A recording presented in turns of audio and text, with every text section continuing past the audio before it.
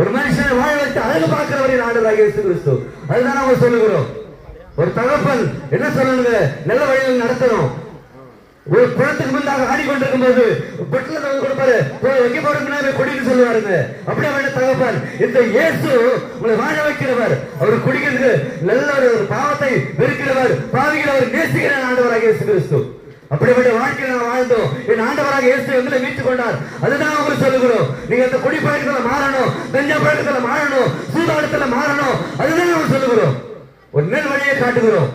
இது ஒரு நல்ல வழிங்க.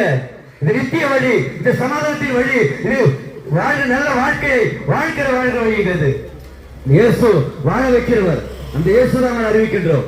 எப்படிப்பட்ட நல்ல ஒரு வழி தெரியாத வாழ்ந்து கொண்டிருந்தோம். ஆனா என் ஆண்டவராக இயேசு கிறிஸ்து எங்க வாழ்க்கையில வந்தார். என்னுடைய சிறைப்பை மாற்றி, குடிப்பழக்கத்தை மாற்றி, இன்னைக்கு உங்க தெருவில் நின்று நான் சொல்றேன்னா அது எங்களுடைய வாழ்க்கையை மாத்துறதுக்காக நான் சொல்றோம். உங்க வாழ்க்கை மாறணும்னா இந்த இயேசு உள்ளத்துல வர வேண்டும். இந்த இயேசு யார் தெரியுமா? குஷ்டரோகிகளை சுகப்படுத்தினவர். இந்த இயேசு யார் தெரியுமா? சப்பானிகளை நடக்க வைத்தவர். இந்த இயேசு யாருன்னா குருடர்களை பார்வையை செய்தவர். அந்த இயேசு நாங்கள் அறிவிக்கின்றோம். இந்த உலகத்துல யாரும் நமக்காக எதுவுமே செய்ய மாட்டாங்க. நீ ஆபத்து காலத்துல போய் நிற்கும் போது ஏமாற்றம் தான் அடைவீங்க.